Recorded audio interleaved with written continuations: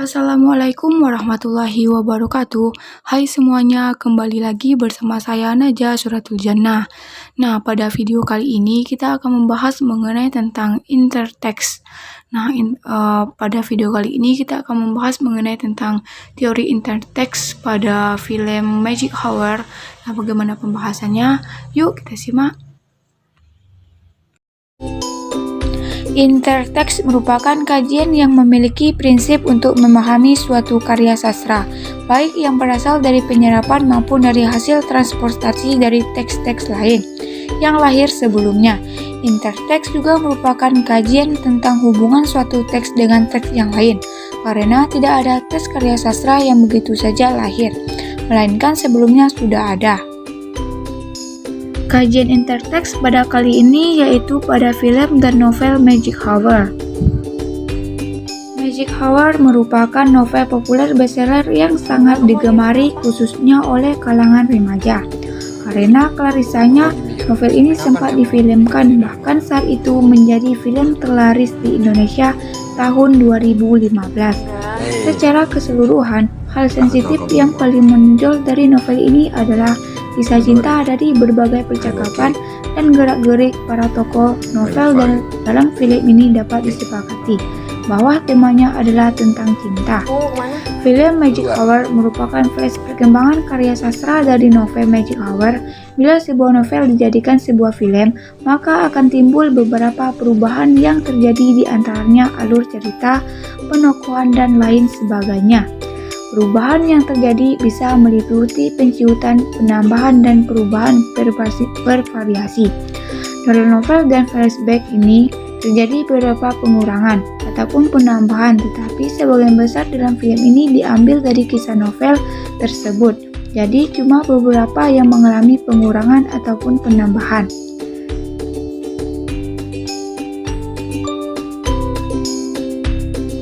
Pertama, adanya beberapa persamaan alur cerita pada novel dan film Magic Hour ini. Salah satunya yaitu baik dalam novel maupun film, Raina sama-sama menjalin kasih dengan saudara kembar Dimas, dan mereka sama-sama menikmati keindahan Magic Hour di Kawah Ijen. Yang kedua, perbedaan yang terjadi pada novel dan film Magic Hour ini adalah di mana jika di dalam novel Magic Hour adalah cerita dimulai dari masa Raina yang di panti asuhan, yang kemudian diangkat menjadi anak oleh Tante Flora, ibu dari Guani. Sedangkan dalam film awal cerita dimulai ketika Raina yang sudah remaja sedang merapikan bunga di toko bunga milik Tante Flora. Yang ketiga, perbedaan dari segi cerita pada novel dan film Magic Hour adalah novel menceritakan bagaimana Raina tidak mengetahui jika Dimas telah meninggal dunia, dan laki-laki yang bersama Raina merupakan saudara kembar Dimas. Yang kedua, latar tempat. Latar tempat ini dianggap sangat penting sehingga dapat menggambarkan cerita Magic Hour itu sendiri, yaitu dermaga dan Flora Floris, yaitu toko bunga kepunyaan Tante Flora. Pada dermaga digambarkan atau difilmkan dengan lainnya. Sang tokoh utama selalu mengunjungi dermaga.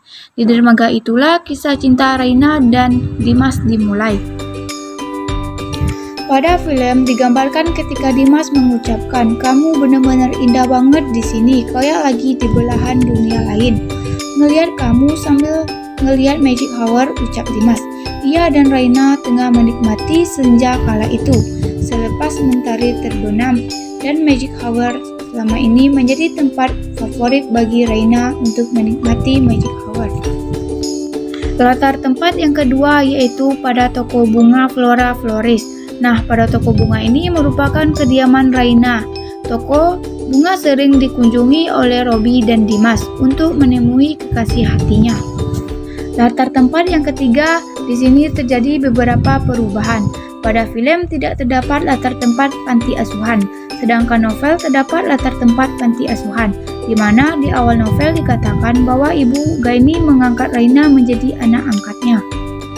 Latar suasana yang sangat menonjol dalam novel dan film ini yaitu suasana Magic Hour dan hujan seperti yang terdapat pada film Magic Hour. hujan adalah waktu yang sangat disukai oleh Raina selain magic hour, membayangkan bahwa dirinya sedang menjadi putri dan mengingat momen-momen lainnya. Penokohan dalam film Magic Hour diambil 100% dari novel Magic Hour, di mana tokoh dalam film sama seperti tokoh dalam novel. Tokoh utama yaitu Raina. Raina merupakan gadis berkulit bersih, memiliki mata yang sayup dan berambut hitam. Karakternya yang cukup kuat karena konsisten dan sifat yang polos, periang, ramah, baik hati, suka mendengar musik. Yang paling jelas, ia merupakan gadis yang menyukai hujan. Yang ketiga, Flora. Flora adalah ibu dari Guani, sekaligus ibu angkat Raina. Flora selalu berbicara menggunakan bahasa Inggris, bahasa Indonesia, dan Sunda. Yang paling menarik adalah dialek Inggrisnya yang sangat nyunda. Yang keempat, Dimas. Dimas digambarkan sebagai tokoh yang memiliki kulit putih, tinggi sekitar 175 cm, rambut bergelombang kehitaman, hidungnya mancung, bibir tipis, mata sayup, seorang terpelajar, dan seorang pria fashionable, sehingga siapapun yang melihatnya pasti terpukau. Yang kelima, Suster. Melihat wajah Dimas yang sangat tampan, Suster ini berlagak agak centil, dan masih banyak lagi tokoh-tokoh pelengkap lainnya dalam film Magic Hour, yaitu pelayan restoran, supir taksi, Badrun, Toby. Nah, Toby juga termasuk tokoh yang penting yang digambarkan sebagai cowok yang keren, cuek, agak selegan, tampan, agak kaku. Bentuk wajahnya seperti hati, dagu lancip, alis mata yang tebal.